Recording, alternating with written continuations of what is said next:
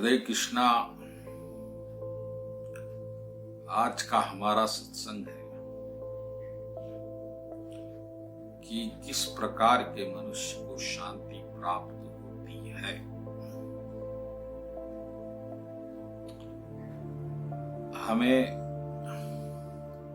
हम सबको शांति चाहिए और शांति हमें नहीं मिल रही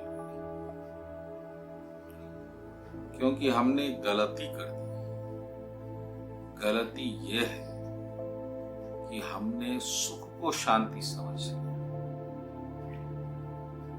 हमने ये समझ लिया कि सुख मिल जाएगा तो शांति मिल जाएगी, लेकिन ऐसा नहीं हुआ। सुख तो मिला, लेकिन सुख का भाई जो दुख है वह भी उसके साथ आ गया बिन बुलाए। और इस दुख को भगाने के चक्कर में, क्योंकि तो सुख तो कुछ देर में भाग गया, लेकिन दुख नहीं भागा। उसको भगाते भगाते हमारी शांति भंग हो गई और हम शांति को नहीं प्राप्त हुए।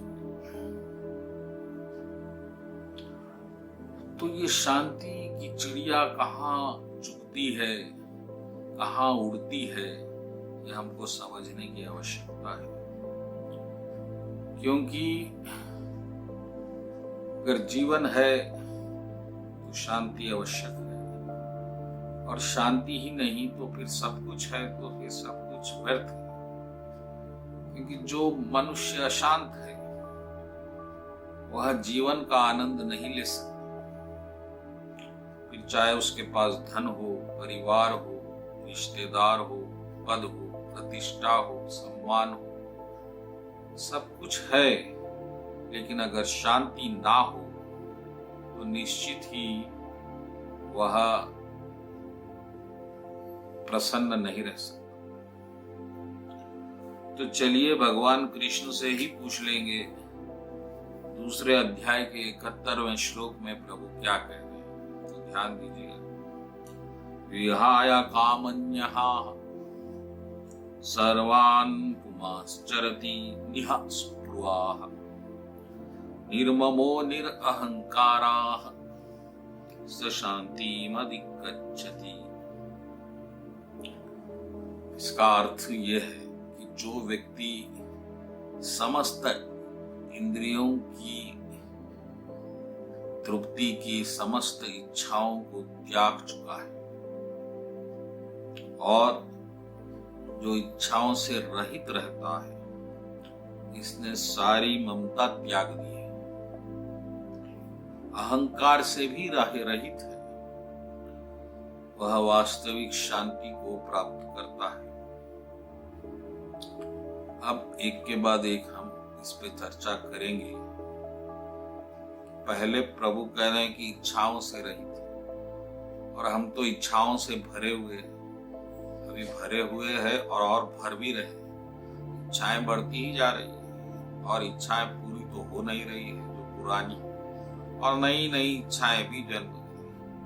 पहले 1G, फिर 2G, फिर 3G, फिर 4G, फिर 5G, सब जी हो रहा है। हर के लिए जी ललचा रहा है। अब ऐसा आदमी जो इच्छाओं से भरा हो, जब इच्छाएं पूर्ण नहीं होंगी तो मन विचलित होगा, मन द्वंद करेगा, मन को वो वस्तु चाहिए। और फिर जिसका मन विचलित है वह शांति कैसे प्राप्त करेगा। इसीलिए भगवान ने कहा कि पहले इच्छाएं त्याग दो भैया। अब इच्छाएं त्याग दो, ये तो असंभव बात दिखती है। फिर बिना इच्छाओं के तो कोई जीवन ही नहीं है। हाँ, लेकिन आपको अगर शांति चाहिए तो सुखी होने की इच्छा त्याग दो, क्योंकि सुख जहां आप चाहेंगे उसके पीछे ही उसकी छाया, उसका अगला रूप ही दुख है। तो ये कृष्ण का पहला नियम है, सूत्र है। अब दूसरा है कि इच्छाओं को उसने त्याग दिया है और इच्छाओं से रहित भी है। जो पुरानी इच्छाएं थी उसको तो त्याग दिया, अब नई भी नहीं बढ़ा रहा है। अब जो है यानी कि सुखी बनने का प्रयत्न भी नहीं कर रहा है।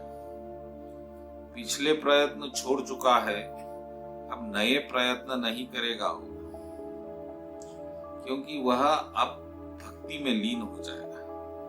उसको प्रभु के सुख की चिंता ज्यादा हो जाएगी, क्योंकि वह यह सूत्र को समझ जाएगा कि वह भगवान का भक्त है और भगवान को प्रसन्न करना ही उसका एकमात्र सुख का साधन है।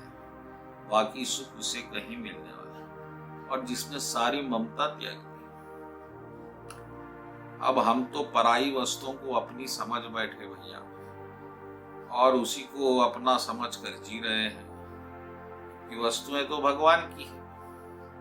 ऐसी कोई एक चीज बता दीजिए जो वस्तु इस दुनिया में आपकी है। अरे आपका शरीर ही आपका नहीं, फिर आप ममता काहे बढ़ाते हो भैया? ममता को भी त्याग दीजिए और ममता रखिए, लेकिन प्रभु से जोड़कर रखिए कि ये भगवान की वस्तु है और मुझे कुछ पल के लिए सेवा के लिए दी गई है। ऐसा भाव रखिए, सेवा भाव रखिए, दास्य भाव रखिए, तभी शांति प्राप्त होगी, वरना शांति का तो कोई उपाय नहीं है। वही वास्तविक और अहंकार से रहित। अब अहंकार तो बस अपने आप को देखना ही अहंकार है। भगवान को नहीं देखना और खुद को देखना, भगवान की कृपा को नहीं देखना, खुद की चालाकी को देखना, खुद की बुद्धि को देखना, खुद की श्रेष्ठता को मानना, ये अहंकार है। अब ये आप तो मान लेंगे, लेकिन जो आपके साथी वो नहीं मानेंगे और यही आपको दुख देगा और आप सिद्ध करते करते करते पूरा जीवन व्यतीत कर देंगे कि मैं श्रेष्ठ हूं। ये अहंकार है। और जो व्यक्ति ऐसी दौड़ में है उसे कभी शांति प्राप्त नहीं होगी। तो भैया पहले तो आप भक्त बनिए कृष्ण के, फिर भगवान की प्रसन्नता के लिए जीने का प्रयत्न करिए। छोटी छोटी सेवाओं से प्रभु को प्रसन्न करिए, प्रभु की आरती करिए, प्रभु का नाम जपिए, प्रभु को हार पहनाइए, प्रभु को मंदिर जाइए। छोटी छोटी जो आपके योग्यता में है। और ये इच्छाएं, जो इच्छाओं का आप जो जंजाल बना रखे हैं कि ये बाहर की वस्तुएं आपको सुख देंगी। हाँ, सुख थोड़ी देर के लिए जरूर देंगी, लेकिन पहले तो आपको उसकी कीमत देनी होगी सुख की, और फिर वो कीमत के साथ साथ दुख तो आ जाएगा और फिर वही जंजाल बन जाएगा।